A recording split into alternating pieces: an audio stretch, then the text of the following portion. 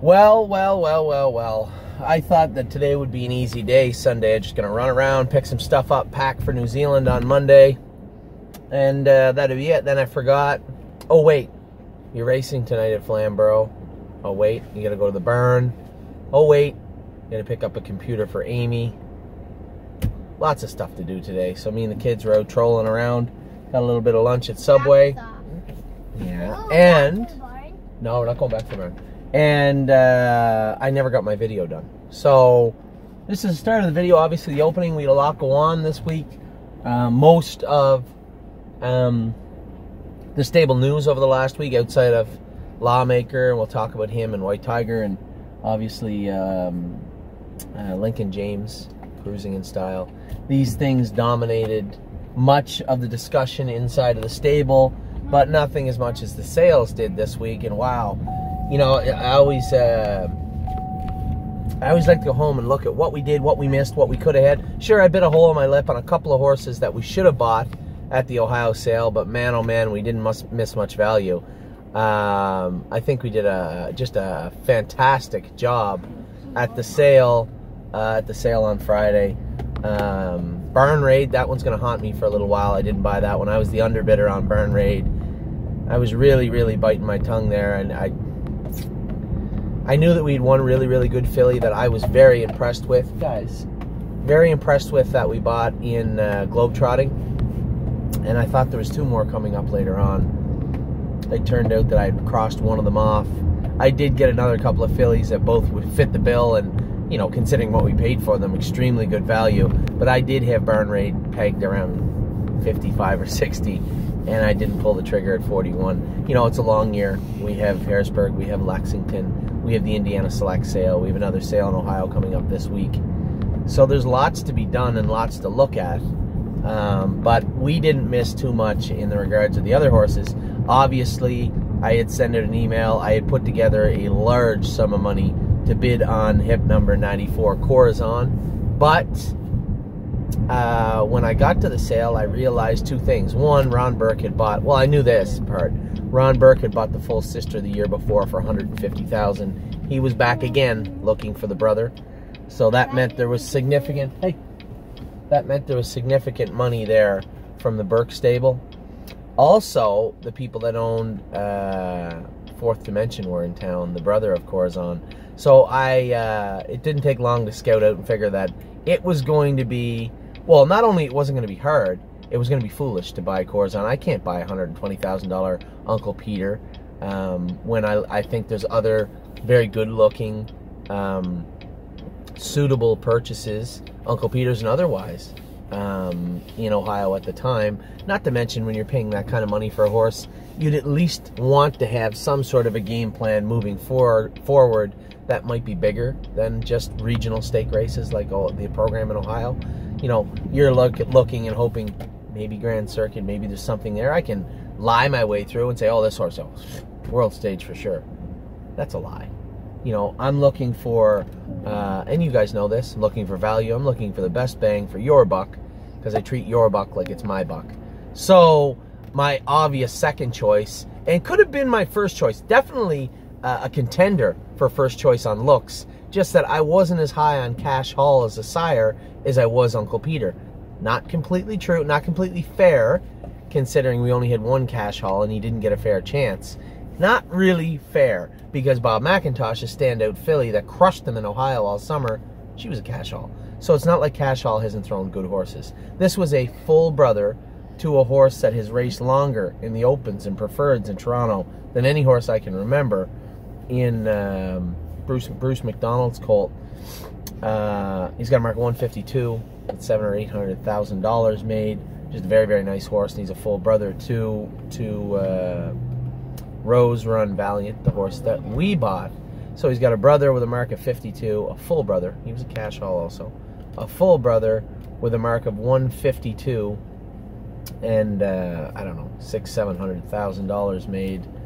And another brother named Sultan of Cash, who was a great horse last year, get injured this year, was still, hadn't raced other than first or second stake races, and was still sitting 9th in points going into the final, but unfortunately he got injured and was not able to race in the finals.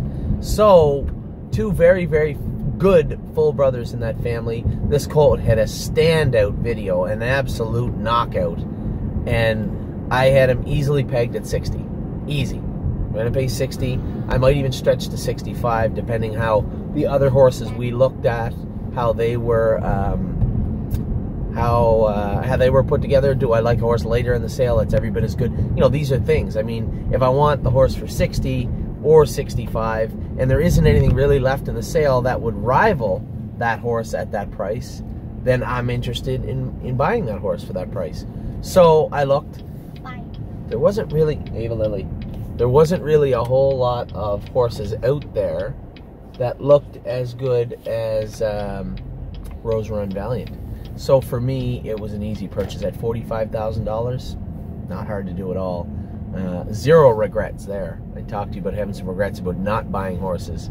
I had no regrets in buying this horse for that price. We kicked off the sale with an extremely well-bred, another cash haul. Forgive me if I get some of the names mixed up. Sometimes things just happen, I think is the name of the horse. Very, very nice colt. And I apologize again because I called him an Uncle Peter in my earlier video last week, or the other day, I guess Friday night. And obviously he's a cash haul. Very, very well-bred colt in his own right.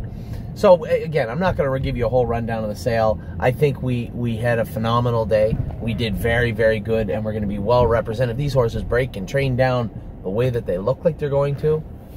2019 is going to be a very, very good year for the stable in Ohio. My thing doesn't want to work. Keeps falling down. Anyway. Yeah, you're right, Ollie. It's because of the bump. Let's put it back up here where it belongs. Anyway, we had a great day in the sale. Then I fly back home with Curtis on Saturday, and obviously we had Lawmaker, White Tiger, and Lincoln James. Stop being silly. Lawmaker, Lincoln James, and White Tiger were Saturday night. So both Lawmaker and White Tiger trained great in the middle of the week. But one thing you got to remember is there was a cold snap blow through here. So in the middle of the week, it was about 14, 15 degrees in the morning, maybe 16. It was cold. It was cold. White Tiger trained great. We had the vet scope him after, perfectly clean. Lawmaker trained great, scoped him after, perfectly clean. So we go about our business. We obviously run fluids into the horses. I had the vet check the horses out. Then I went to Ohio. So we get back from Ohio Saturday night. I don't know. Okay. I don't know. No. I don't know if a lot of you guys understood this or not, but same as Ohio, it was like in Ontario. It was like scorching hot. Both Friday and Saturday, it was scorching hot. Around 32 degrees for you in the States. It was sweltering. I guess it's sweltering. I don't know, 95, whatever, I'm guessing. So it was really, really hot. So we get back. The last time, Oliver, both of you guys sit right back right now in your seats. The last time that I saw White Tiger a little bit agitated in the warm-up, are you in your seat? Right now. Well, a little bit agitated was on Hamiltonian Day. For those of you who remember the post-parade, remember the warm-up, he was a little fiery, a little hot. Usually this is an indicator, not so much that the horse is great, especially with 2-year-olds, but something's up, something's bothering him. And he raced well around the last turn. I thought we were going to the winner's circle. Coming out of the last turn, I saw T-Trick reach for the plugs and pull them out just as I exploded off his back. Again, I thought I was headed to the winner's circle.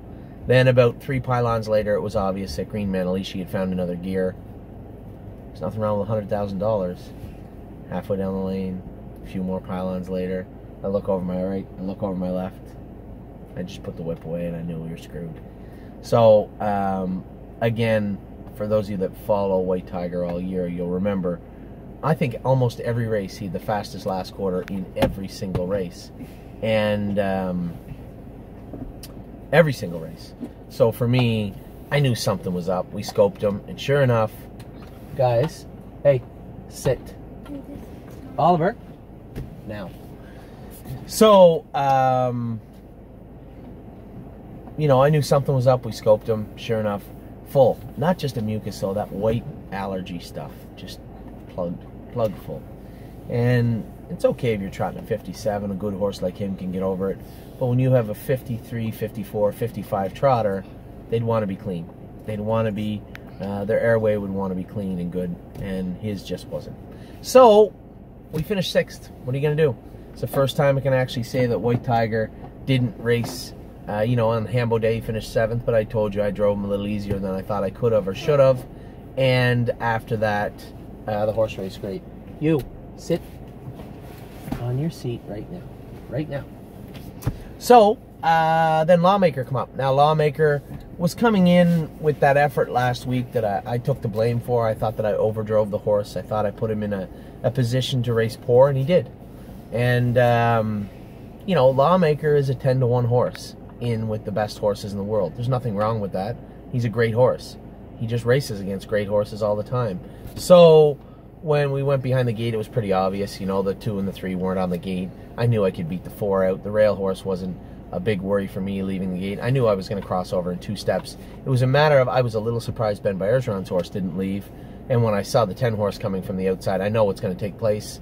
I'm going to let Tetrick go. He's going to put the brakes on. Here comes Andy Miller. And that's exactly how the race ended up. And $50 bill to beat me for 3rd went a huge mile. You watch for that, how that race unfolded. $50 bill was out the whole way, and finished 3rd. So, you know, kudos to him. Obviously a creature of a horse also. Raced great. Lawmaker raced tremendous also. That's about as good as he can race. You know, maybe a little bit better. I've seen him a little better. He's not a million. He's not 100% just yet. He's about 95. And he was good last night. Picked up another $52,000, $53,000 in proving that he was right. So very, very, very happy with what I've seen from Lawmaker. Lawmaker showed a lot last night. He's coming in off 2 weeks. We trained him a little tiny bit. He spent some time in the pool. Lawmaker showed me a lot of grit last night. Not really surprising. He's been a good horse from day one for us. Just anytime he gets an opportunity to, and I drive him accordingly, he impresses me. And he's a nice horse. So we had White Tiger, a little disappointing, but obvious. We're going to clean him up, get him back down to Andrew, because he's still, honey, that's enough. He still obviously has, New Zealand. He still has the Breeders' Crown in a prep race. The fall can't come quick enough for a horse with allergies in this heat. So I suspect White Tiger will have a great prep race and finish off the year at the Breeders' Crown and hopefully the finals. So that was White Tiger and Lawmaker. Stop right now. Lawmaker and White Tiger. What else? Lincoln James. What about Lincoln James? Come first over and win 150-4 last night. Last quarter in 27 seconds flat. Everybody keeps saying, why is Jody driving him? Why is Jody driving him? Why wouldn't he? He came back. Jody drove him. He raced great. He drove him again. He raced great. Of course I'm going to list Jody on him again. Raced great again last night, and he drove him great again last night. So Jody did a great job. The horse ended up in the winner's circle. A lot of happy faces in a lot of different places last night. Late into the night when Lincoln James headed for the winner's circle. Very, very happy with this horse. He's exceeded my expectations. You pay a lot of money and you think you have a good horse. Those were good horses last night, too. You're talking about the 24,000 class, maybe 2 or 3 from the top in Toronto. Very happy with what I've seen from Lincoln James. Put a smile on your face for sure. Then we have, what else? Illinois breds are racing good. Obviously, we shut down Hold and Steady. 2 fillies are going to race in the Night of Champions in the final in consolation in Illinois. Again, Angie's done a great job with these horses. Illinois out west. We have Not an Angel and Ivanka both racing good for Rob and Angie in Illinois. They've done a great job. Stonebridge Simba broke his maiden. He's buddy, relax. Which one is it? It's that word. So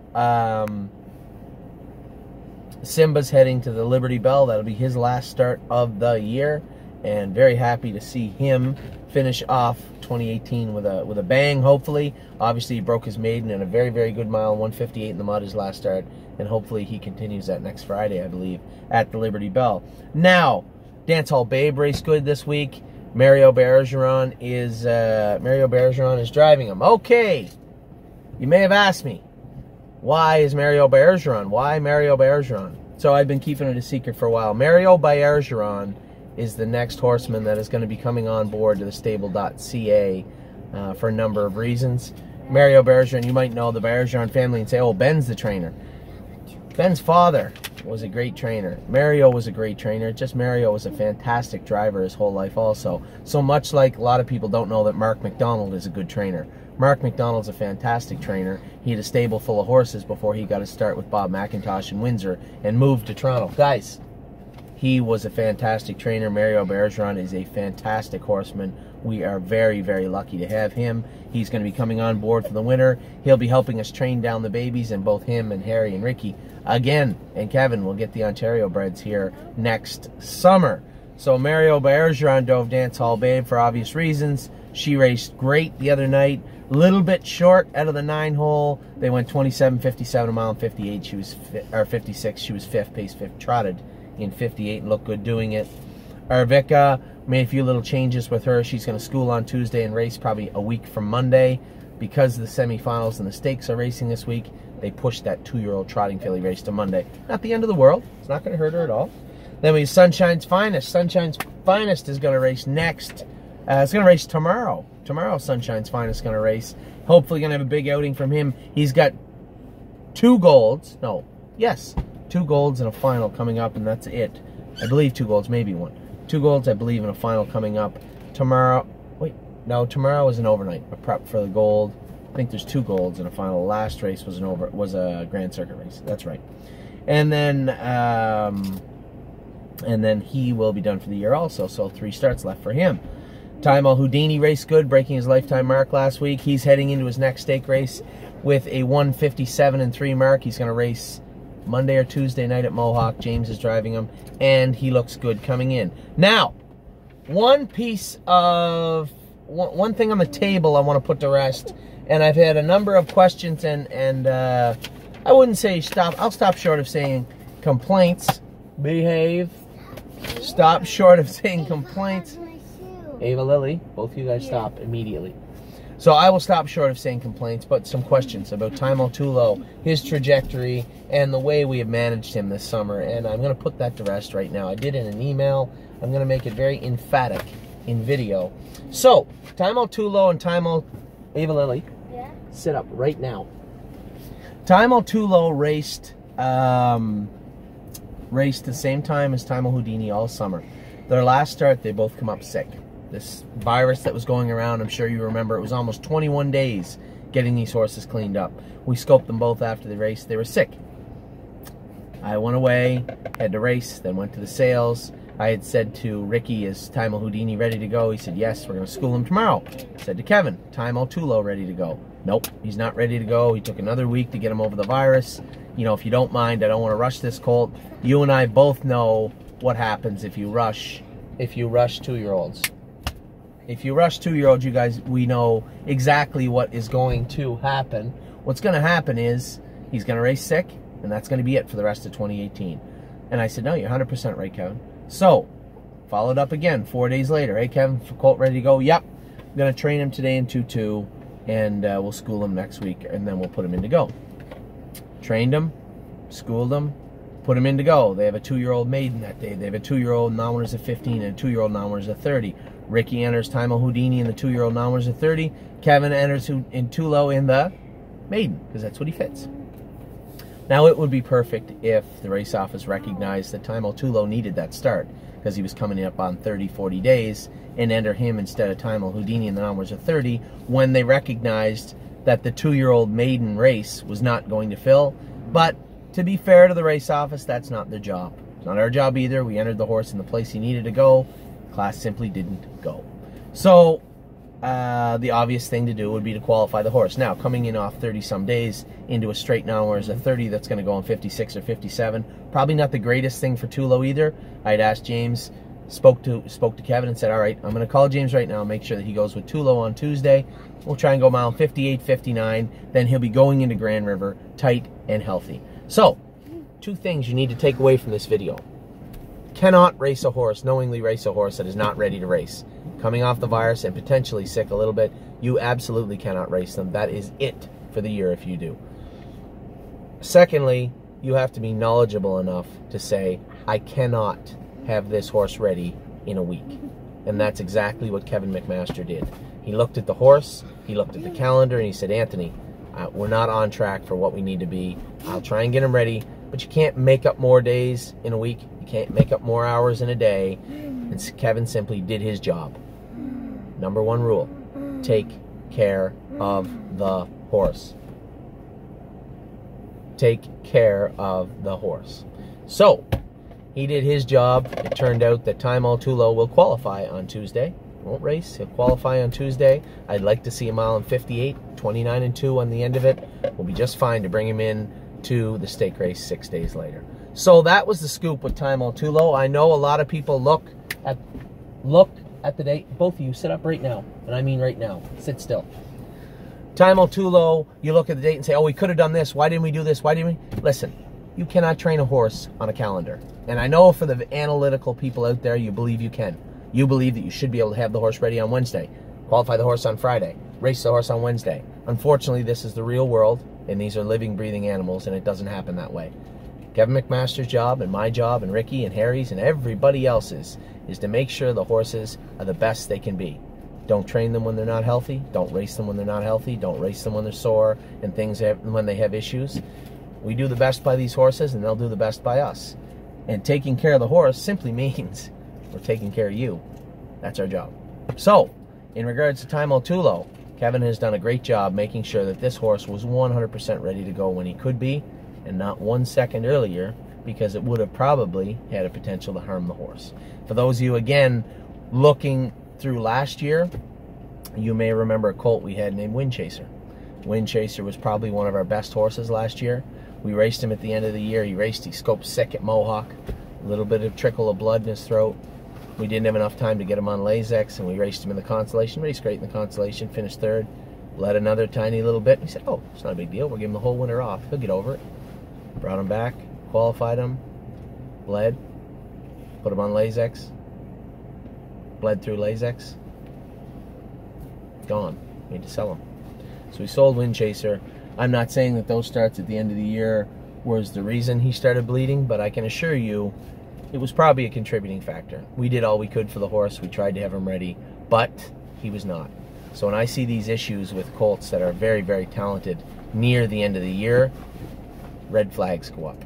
And for me, I thank Kevin McMaster for doing a great job with Time All Too Low and not rushing him, because that is what we hired him to do. So, for those of you out there, I know it's a bit of a dry opening. I wish I had more stuff for you. I just got a lot on my plate right now. I lost all my sheets for my horses too, so I'm going to have to come back. Rather than give you a top 10 list, you know who the top 10 horses are. Can't talk about the babies just yet because we're just breaking them. So I'm going to run down the whole list of all the horses, what they're doing, where they're at. They're turned out, they're turned out. They're training, they're training. If they're racing, I'll let you know about that also and how they raced last week. So, for me, I'll be back in a minute with all the burns. Every single one of them. Talk about Harry's, Ricky's, Jason's, and Kevin's. We'll run through the whole list of horses. And obviously, I got a lot on my plate because tomorrow afternoon, I head to New Zealand. Amy and I are in New Zealand for 12 days, speaking about fractional ownership, speaking about what we built with you, TheStable.ca clients, over the last 3 years, where we've been, what our plans are, where we're going next. And then after that 12 days is up of touring around and speaking and talking to farms and trainers, we fly right into Lexington. So I'm still going to be reachable via phone, text, and email, because I'm going to be emailing you. We have one major sale, just the biggest one of the year, coming up in 2 weeks. I'm going to be tearing apart and breaking down that catalog for you on my way in that 20-hour flight. I'm going to have that catalog completely broke down for you so we can take a look at some real viable options. I think, again, what we do and how we do it was on display in Ohio. If you take a close look at the horses we got, what we paid for them, I think our model was on display again. And obviously we won't know if I'm right until next year, but I think we're off to a running start here in the sale season of 2018. Lexington is coming up. For those of you who still have some interest in Ohio breds, we do have the Buckeye sale this week. We do have a couple of interesting horses in there I really want to take a look at. And bigger news, as I was sitting at home today, I had two of our clients and 2 scout trainers for us at the Morrisville sale.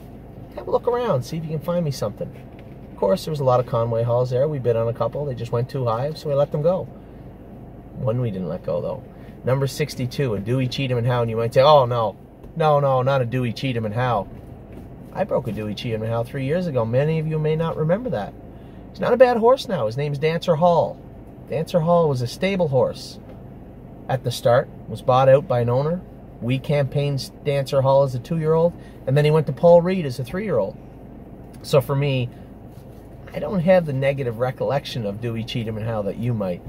So check out, he's going to be up. And the biggest news of all, too, is the app. The app.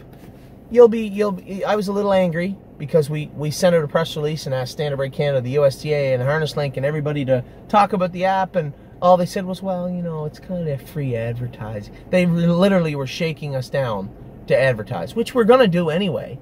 But I would think the fact that a stable built an app where you could buy pieces of horses, shares of horses, in real time, online, at the click of your finger, the end of your finger, click, you bought a piece of a horse. You would think that would be, I don't know, maybe ground-shaking news. Maybe something that should have been reported. Nope. Nowhere did it. Wouldn't run it. So, we just put it on Facebook, Twitter, sent it out to our email list. Just sold about $50,000 worth of horses on the app in about 4 hours. That's all we did. So for me, I think there might be an appetite for it since we brought on about 17 or 18 new owners. For those of you out there that wouldn't run it, you should be ashamed of yourself. For those of you out there that use the app, give me some feedback. Tell me what you liked about it and didn't like about it. For me, it looked tremendous. It looked really, really sharp. You could buy horses. You could do things online. You could look at all the videos, all the pedigrees. Everything was there, right there for you. Anything you needed to know about that horse. Even personal videos. Showed you the horse with the camera, walked around, told you what I thought about it. This was incredible stuff to me. We were being the most transparent we could be, and then some. In fact, we probably got a couple of horses we couldn't buy because we showed them off the day before the sale. But for me, there were some new owners come on board, so I can guarantee you the other side of that coin, which is the reason I did that to begin with, worked very well. People realized we were likely or potentially bidding on the horses, laid back, and became our partners and our clients rather than our foes in the bidding ring, so to speak. So the app worked tremendous. Everything worked great in that regard. We had a tremendous sale, a tremendous showing, and it's been a great start to 2018 in the sales season. So for me, for the two brats in the back who won't stop talking when I ask them to, for Amy, who's getting her nails done and getting cleaned up for New Zealand, and for the baby, who's not here till February, I will be back in a minute and tell you all about the stables. Thanks very much for tuning in.